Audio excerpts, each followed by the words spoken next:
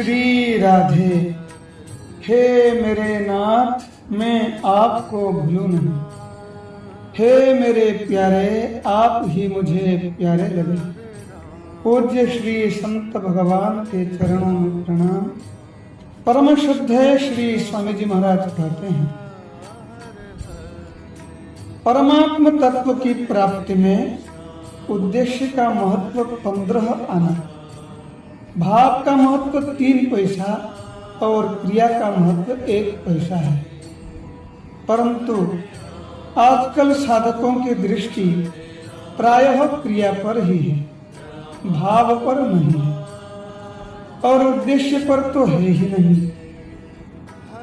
अतः उद्देश्य की महत्ता पर विचार किया जाता है। हमारे जीवन का लक्ष्य क्या है, हमें किसको प्राप्त करना है, किस तत्व को जानना है, किसको पहचानना है, किसका साक्षात्कार करना है। ऐसा विचार होने पर मनुष्य का यह उद्देश्य होगा कि हमें केवल परमात्मा को प्राप्त करना है, परमात्मा तत्व को जानना है, परमात्मा के साथ अपने नित्य संबंध को पहचानना है, परमात्मा का साक्षात्कार करना है। कारण कि वही नित्य निरंतर रहने वाला है, दूसरा कोई नित्य निरंतर रहने वाला नहीं है। संसार का विषय मिले या न मिले, रोटी मिले या न मिले, कपड़ा मिले या न मिले, नींद आए या न आए, आराम मिले या न मिले, मान हो या अपमान हो जाए, प्रशंसा हो जाए या निंदा हो जाए, हमें इनसे कोई मतलब नहीं है। हमें तो केवल परमात्मा तत्व को ही प्राप्त करना है। श्री भर्तृहरि जी नीति शतक में कहा है, निंदन्तु नीति निपुणा यदि वास्तुवन्तु लक्ष्मीः समाविशतु गच्छतु वा यथेष्टम् अद्यैव वा मरणमस्तु युगान्तरे वा न्यायात् पथः प्रविचलन्ति पदन्न धीराः।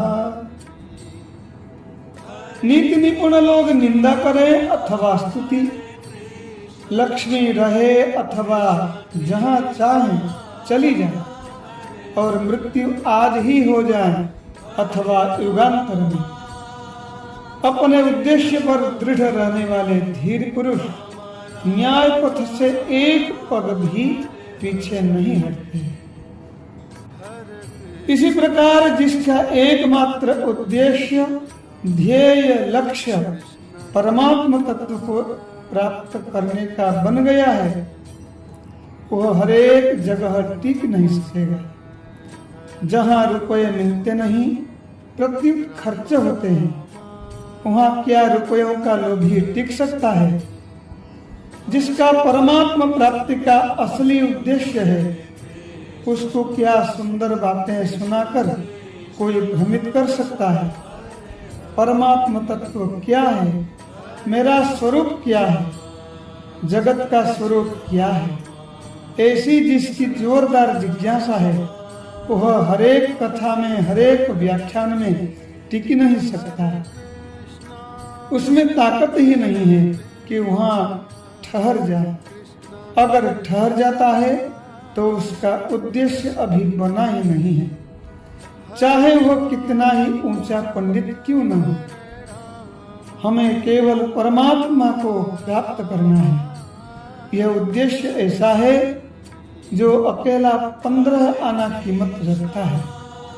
भाव तो बदलता रहता है, कभी अच्छा भाव होता है, कभी खराब भाव होता है, कभी सात्विक भाव होता है, कभी राजस अथवा तामस भाव होता है, परंतु उद्देश्य कभी नहीं बदलता।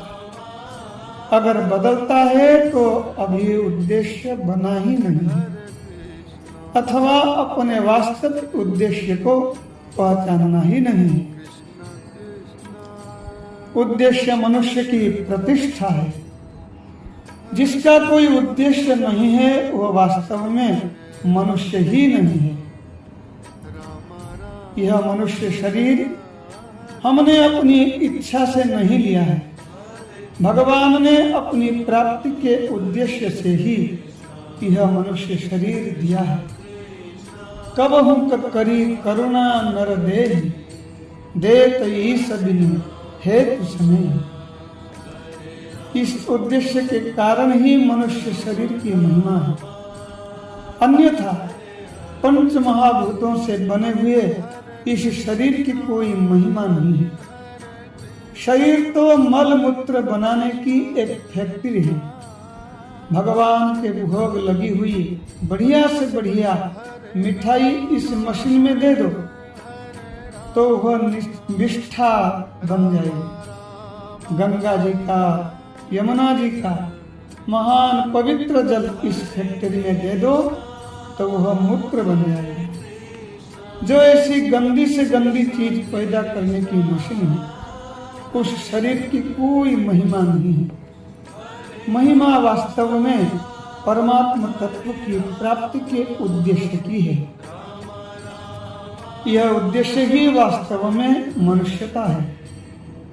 अतः भगवान ने जिस उद्देश्य से जीव को मनुष्य शरीर दिया है उस उद्देश्य को पहचानना है।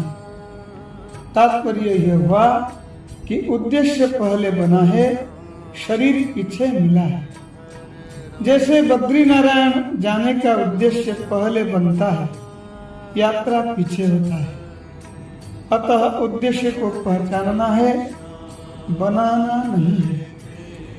उस उद्देश्य की सिद्धि के लिए भगवान ने मनुष्य मात्र को योग्यता दी है, अधिकार दिया है, विवेक दिया है। अतः मनुष्य मात्र परमात्म तत्व की प्राप्ति का अधिकारी है। धन के सब बराबर अधिकारी नहीं है। मान बढ़ाई के सब बराबर अधिकारी नहीं है। निरोगता के सब बराबर अधिकारी नहीं है। 100 वर्ष तक जीने के सब बराबर अधिकारी नहीं है। परंतु परमात्म तत्व की प्राप्ति के सब बराबर अधिकारी हैं। जो बिल्कुल अनपढ़ हैं, जिसमें न विवेक वैराग्य है, न षट संपत्ति है, न मुमुक्षुता है, न श्रवण मनन निधिध्यासन है, पर परमात्म तत्व को जानने की तीव्र जिज्ञासा है, अथवा जो संसार से ऊब गया है, जिसको संसार दुख रूप दिखता है, वह भी परमात्म तत्व को जान सकता है। इसलिए भगवान ने कहा है, श्रुत्वाप्येनं वेद न चैव कश्चित्। गीता 2 अध्याय 29वां श्लोक। इसको सुन करके भी कोई नहीं जानता।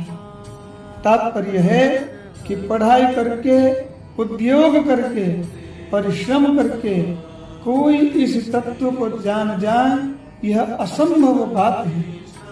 जैसे करोड़पति आदमी के पास कस्तूरी नहीं मिलती, क्योंकि उसने खरीदी ही नहीं है। परंतु जंगली आदमी के पास भी कस्तूरी मिल जाती है, क्योंकि उसने कस्तूरी मृग से कस्तूरी निकाली। ऐसे ही तत्व की प्राप्ति, भगवान की प्राप्ति साधारण से साधारण आदमी को भी तीव्र जिज्ञासा होने पर बहुत सुगमता से हो सकती है। श्री वृंदावन बिहारी लाल की जय।